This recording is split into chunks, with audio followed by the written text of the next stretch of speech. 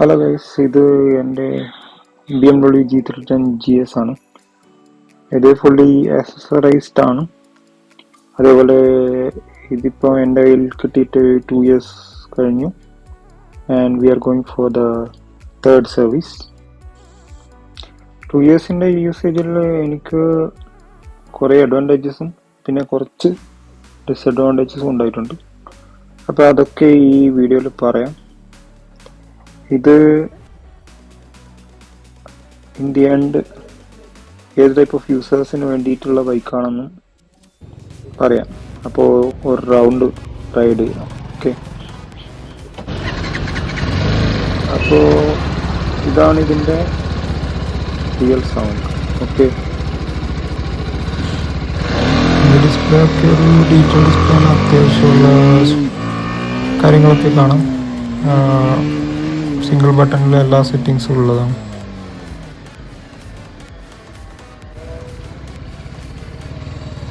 നമുക്കൊന്ന് ടേൺ ചെയ്ത് നോക്കാം. ഓക്കെ, അപ്പോൾ ഏകദേശം ഈ ലെങ്ത് വെച്ചിട്ടാണ് ടേണിങ് റേഡിയസ്.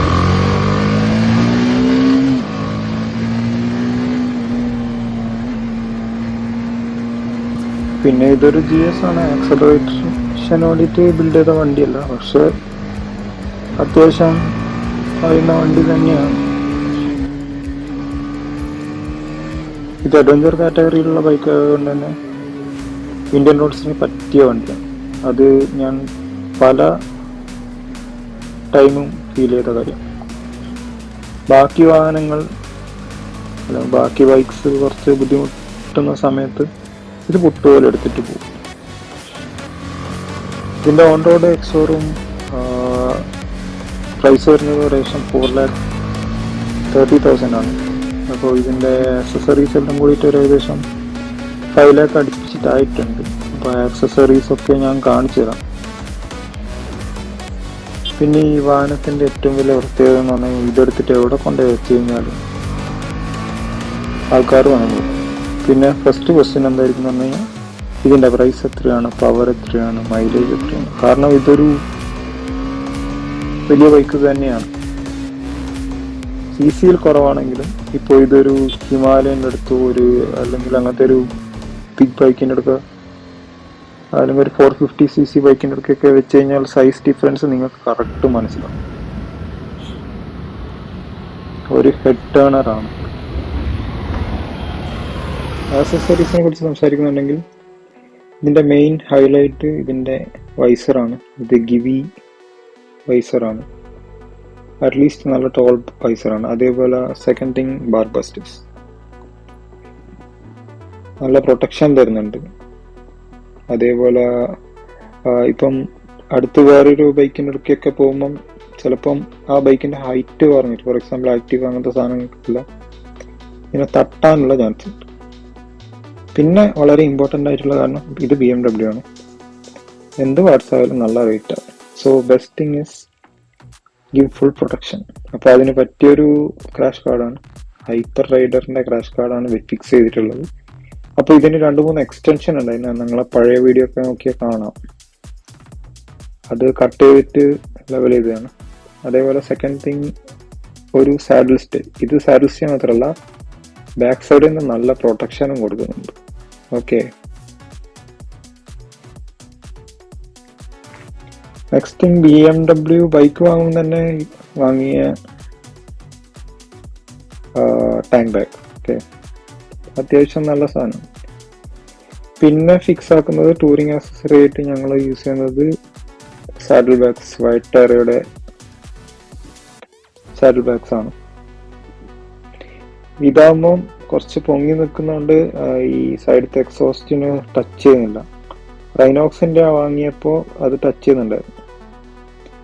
പിന്നെ ഗിവി ടോപ്പ് ബോക്സ്. ഓക്കെ, ഈ top box plastic top box ആണ്. ഇത് മോണോ കീ, അതായത് സിംഗിൾ കീയിൽ ലോക്കും ഓപ്പണിങ്ങും ഫീച്ചറുള്ള കീയും. 42 ലിറ്റർ ആണ്. അതേപോലെ ഈ ബൈക്കിന് അത്യാവശ്യമുള്ളൊരു സാധനമാണ് സൈഡ് സ്റ്റാൻഡ് എക്സ്റ്റെൻഡർ. ഇത് ഞങ്ങൾ വാങ്ങിയത് വൈറ്റ് ടയറുടേതാണ്. ഇനീഷ്യലി ഈ സാധനം കിട്ടാൻ ഭയങ്കര ബുദ്ധിമുട്ടാണ്. പിന്നെ ഒരു മൊബൈൽ ഹോൾഡർ കൊടുത്തിട്ടുണ്ട് ബോബോൻ്റെ. പിന്നെ ഗിവിൻ്റെ തന്നെ ഒരു GPS മൗണ്ട് ഉണ്ട്. അത്യാവശ്യം GPS മോഡ്യൂളൊക്കെ BMW തന്നെ കിട്ടും. അപ്പോൾ അത് വെക്കാനുള്ള ഒരു ഓപ്ഷനാണ്. അപ്പം ഇതാണ് ബൈക്കിൻ്റെ look and feel after putting all the accessories. ഇപ്പോൾ ഇത് കണ്ടു കഴിഞ്ഞാൽ ഒരു എന്താ പറയുക, ഒരു സൂപ്പർ ബൈക്കായിട്ടേ പറയൂ. ഇപ്പോൾ എന്നെ കാണുന്ന ആൾക്കാരെല്ലാം ഇതൊരു സൂപ്പർ ബൈക്ക് അല്ലേ എന്നുള്ള രീതിയിൽ തന്നെയാണ് സംസാരിക്കുന്നത്. ഇത് വണ്ടി വാങ്ങുമ്പോഴുള്ള ആക്സസറി ഇല്ലാത്ത വെർഷൻ ഇതാണ്. ഇതിനെ പിടിച്ചിട്ടാണ് നമ്മൾ അപ്ഡേറ്റ് ചെയ്തിട്ട് ഈ കോലത്തിലാക്കിയത്. ഈ വണ്ടീൻ്റെ ഒരു പ്രോബ്ലം എന്ന് പറഞ്ഞു കഴിഞ്ഞാൽ അത്യാവശ്യം ഹൈറ്റുള്ള വണ്ടിയാണ്. ഞാനിപ്പോൾ ടിപ്പ് ടോ ചെയ്തിട്ട് വരുന്നുണ്ടോ. അതേപോലെ ഒരു ഏറ്റവും നല്ല ക്വാളിറ്റി ആയിട്ട് എനിക്ക് തോന്നിയത് നല്ല ബാലൻസ് ആണ്. അതേപോലെ സിംഗിൾ സിലിണ്ടറിൽ ഏറ്റവും നല്ല സീറ്റ് ഇതിനാണെന്ന് പലരും പറഞ്ഞിട്ടുണ്ട്. ഓക്കെ, എനിക്കത് ഫീലിംഗ് ചെയ്തിട്ടുണ്ട്. Ride quality, build quality, comfort, ഇതൊക്കെ ടോപ്പ് നോച്ചാണ്. ഓക്കെ, ഞാൻ ഇതിനു മുന്നേ 6 ബൈക്സ് യൂസ് ചെയ്തിട്ടുണ്ട്. KTM, ബജാജ്, TVS, ഹോണ്ട ആയാലും. അപ്പോൾ ഇതിൻ്റെ ക്വാളിറ്റി വേറെ ലെവലാണ്. ഓക്കെ, പിന്നെ പില്ലിയൻ കംഫർട്ട് അത്യാവശ്യം ഉണ്ട്. സാധാ ബൈക്സ് ബാക്കിയുള്ള ബൈക്കിനെ നോക്കുമ്പോൾ കുറച്ചും കൂടി ഉണ്ട്. പിന്നെ പറയാനുള്ളത് ഇതിൻ്റെ ലഗേജ് സ്റ്റോറേജ് സിസ്റ്റം. അതിനായിട്ട് കുറേ സെറ്റപ്പ് BMW തന്നെ കൊടുത്തിട്ടുണ്ട്.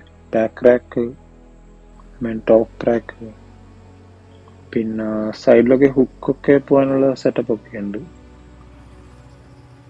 പിന്നെ ഈ വണ്ടി എടുക്കുന്ന സമയത്തുള്ള ഓപ്ഷൻസ് ഉണ്ടായത് KTM അഡ്വഞ്ചർ 390 ഉണ്ടായിരുന്നു, ഹിമാലയൻ 400 സംതിങ്, പിന്നെ അങ്ങനെ കുറച്ച് ബൈക്സ് ഉണ്ടായിരുന്നു. പക്ഷേ ഇതിനെ കണ്ടപ്പം പിന്നെ വാങ്ങിയേക്കാം, ലോൺ എടുത്തിട്ടാണ് വാങ്ങിയത് വേറെ കാര്യം. പിന്നെ ഈ വാഹനം പിന്നെ നമ്മൾ ശ്രദ്ധിക്കേണ്ട മെയിൻ സാധനം എന്ന് പറഞ്ഞു കഴിഞ്ഞാൽ പാർക്കിംഗ്. ഓക്കെ, അത്യാവശ്യം കുറച്ച് സൈസ് ഉള്ളതുകൊണ്ട് പാർക്കിംഗ് ശ്രദ്ധിക്കണം. പിന്നെ ഇതിൻ്റെ സർവീസ് വരുന്നത് ഫസ്റ്റ് ഇനീഷ്യൽ ഒരു ചെക്കപ്പ് വരുന്നത് 1500 kms, പിന്നെ ഒരു 10,000 അല്ലെങ്കിൽ 1 year, പിന്നെ 20,000 അല്ലെങ്കിൽ സെക്കൻഡ് ഇയർ, അങ്ങനെയാണ് വരുന്നത്. ഇതിൻ്റെ പാർട്സ് ഒക്കെ അത്യാവശ്യം കോസ്റ്റ്ലി ആണ്. പിന്നെ ഇതൊരു വളരെ ബ്യൂട്ടിഫുൾ ആയിട്ടുള്ള ബൈക്കാണ്, എൻ്റെ ഒപ്പീനിയൻ. ഓരോക്കെ ഓരോ ഒപ്പീനിയൻ ഉണ്ടോ, അവരുടേതായ ഇഷ്ടമുള്ള ബൈക്സ് ഉണ്ട്. ഓക്കെ, ഇതെല്ലാ ബാക്ക്ഗ്രൗണ്ടിൽ വെച്ചാലും ചേരുന്ന കളർ കോമ്പിനേഷനാണ്. സ്പോർട്സ് വേരിയൻ്റ് ആണിത് കളർ. പിന്നെ പറയേണ്ട ഒരു കാര്യം എന്ന് പറഞ്ഞാൽ BMW ഓണർഷിപ്പ് എക്സ്പീരിയൻസ് വളരെ നല്ലതാണ്. Towing service up to 150 kilometres ഉണ്ട്. ഞങ്ങൾ ഒരു പ്രാവശ്യം ടോ ചെയ്യേണ്ടി വന്നിരുന്നു. ഞാൻ എൻ്റെ വീട്ടിൽ നിന്ന് ഏകദേശം 88 കിലോമീറ്റേഴ്സ് ആണ് എൻ്റെ ഫസ്റ്റ് സർവീസ് സെൻറ്റർ. ഈ വാഹനമൊക്കെ വാങ്ങുമ്പോൾ അങ്ങനത്തെ കാര്യങ്ങളൊക്കെ നമ്മൾ ശ്രദ്ധിക്കണം. ഓക്കെ, അപ്പോൾ ഒരു തവണ നിപ്പ വൈറസ് ആയിട്ട് കോഴിക്കോട് ഞങ്ങൾക്ക് സർവീസ് ഡയറക്റ്റ് കൊണ്ടുപോകാൻ പറ്റില്ല. അപ്പം അവരെ BMW പിക്കപ്പ് വന്നിട്ട് എടുത്ത് കൊണ്ടുപോവുകയാണ് ചെയ്തത്. ഓക്കെ, അതൊക്കെ നല്ല കാര്യമാണ്. പിന്നെ ഇനി ഇത് ഏത് ടൈപ്പ് ഓഫ് യൂസേഴ്സിന് പറ്റിയ വണ്ടിയാണ്. ഹൈറ്റ് കുറഞ്ഞ ആൾക്കാർ ഇത് വാങ്ങാതിരിക്കുന്നതാണ് നല്ലത് എന്ന് പറയുന്നതാണ്. ഓക്കെ, പിന്നെ ഒരു കാര്യം, ഇതൊരു പ്രീമിയം ബ്രാൻഡിൻ്റെ ബൈക്കാണ്. അതനുസരിച്ചിട്ട് കോസ്റ്റ് കൺസേൺസ് ഉണ്ടാവും. ഓക്കെ, സർവീസ് കോസ്റ്റ്, പാർട്സ്, പിന്നെ പാർട്സിൻ്റെ അവൈലബിലിറ്റി, സർവീസ് സെൻറ്ററിൻ്റെ അവൈലബിലിറ്റി, ഇതൊക്കെ ശ്രദ്ധിക്കേണ്ട കാര്യമാണ്.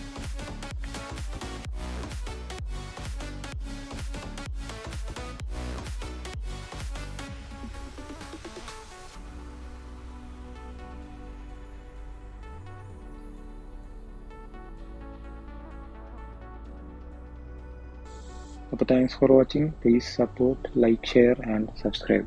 Thank you.